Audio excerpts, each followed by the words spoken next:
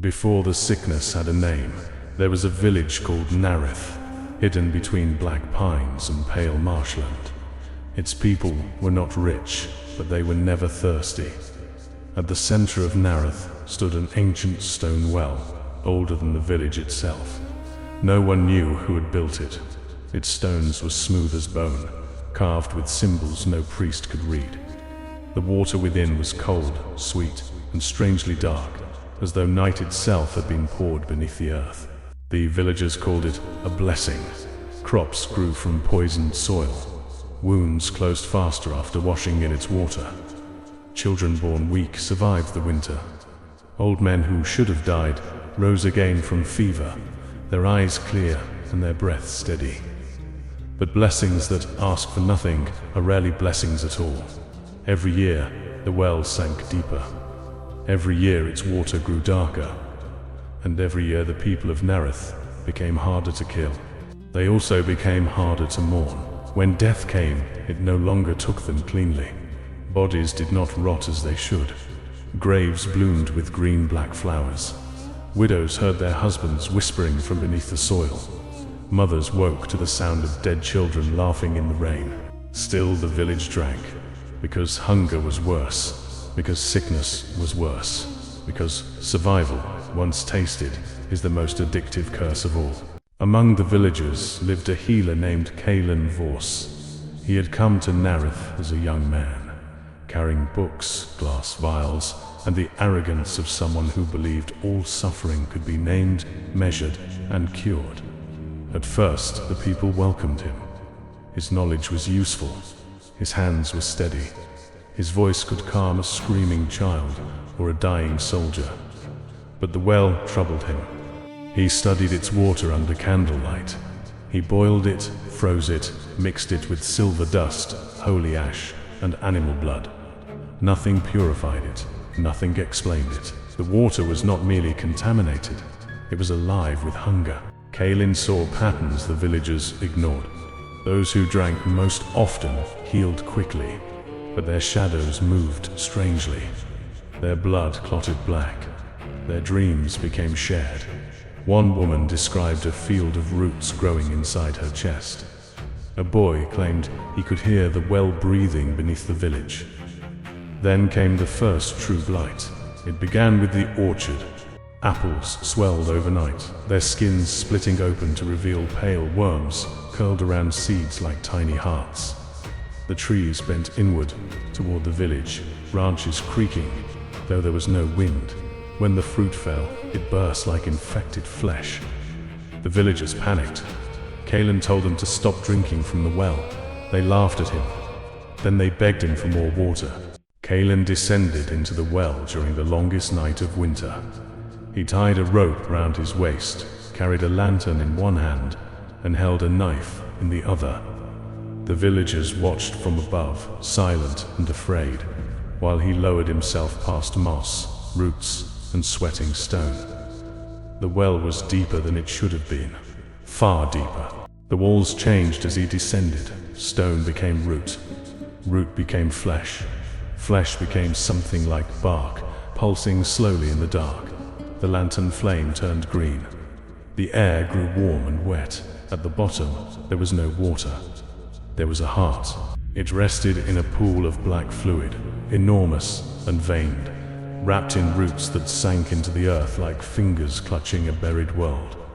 It beat once every few breaths, and with each beat, Caelen felt every illness he had ever treated move through him again. Fever, rot, weakness, pain, age. The heart spoke without words. It showed him the truth. The well had not healed Nareth. It had delayed its deaths. Every wound, every fever, every failed organ, every last breath that should have claimed. A villager had been swallowed by the thing beneath the stones. It had stored their ending, preserved them, fermented them. The village had been living on borrowed death, and the debt had come due. Caelen raised his knife, but his hand failed him, not from fear, from understanding. If he destroyed the heart, every postponed death would return at once. Children would collapse.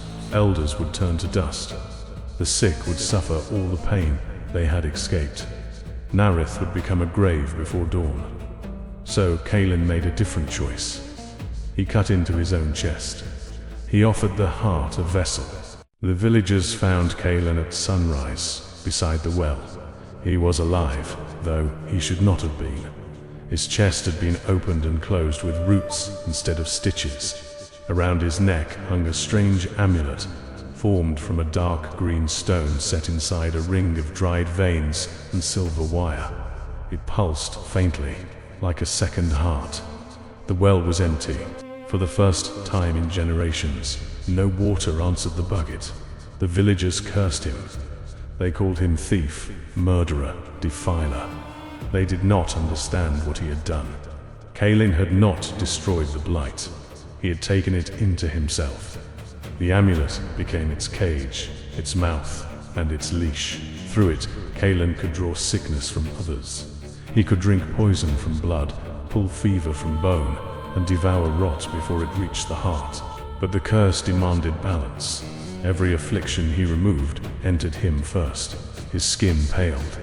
His veins darkened. His hands withered until they looked like dead branches wrapped in parchment. He could heal others only by becoming what they feared. And still the village came to him. They came with infections, broken limbs, failing lungs, dying infants. They hated him.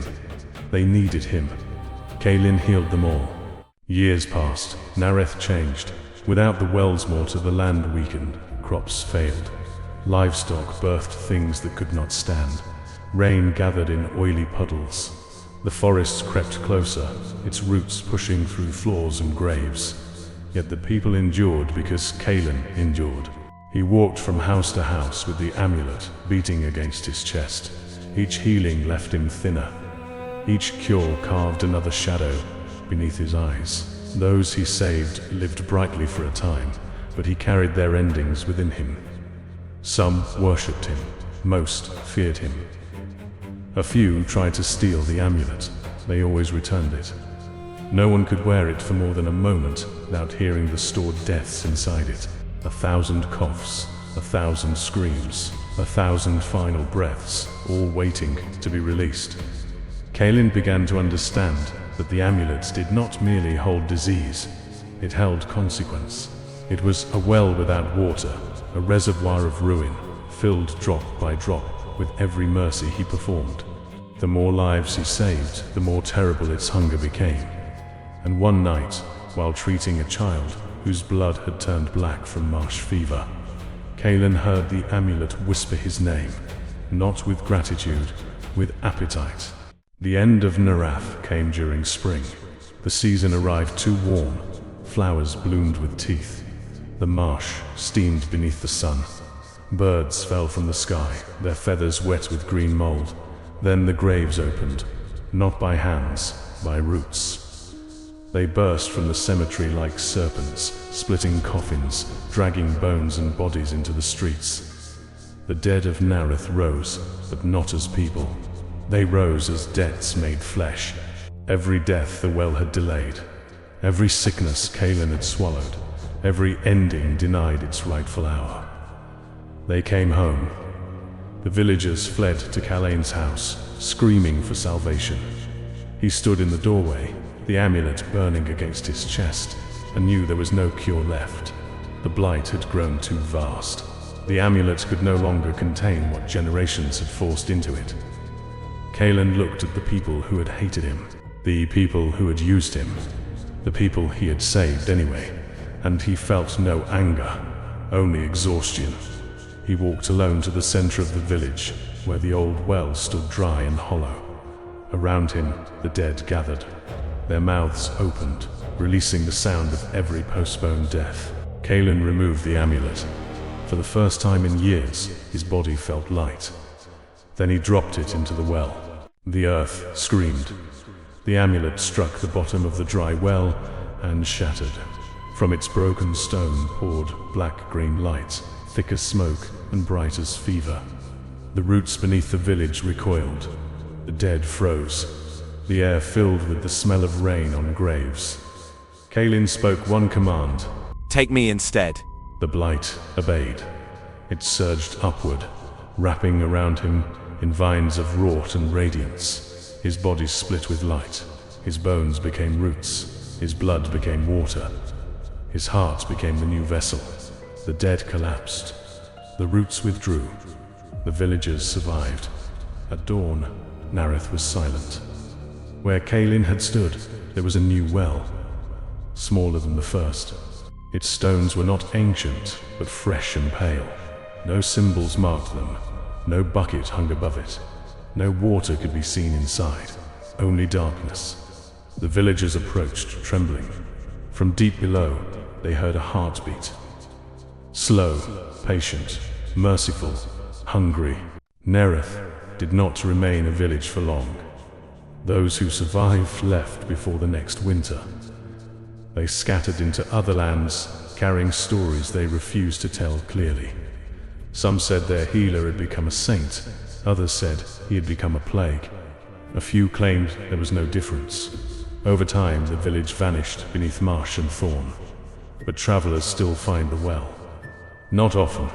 Only those who are dying. Only those who are desperate. Only those willing to mistake survival for salvation. Beside the well, half buried in black moss, lies an amulet that should have been shattered long ago. Its stone is dark green, veined with silver, warm to the touch. It beats softly when held near a wound. Those who wear it find their strength returning in moments of weakness. Poison slows, fever breaks, flesh closes. Pain becomes distant, but the amulet never heals for free.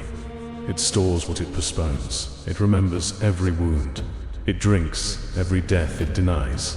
And when the wearer stands at last before the fate they have escaped too many times, they hear Caelen Voss whisper from the dark beneath the earth.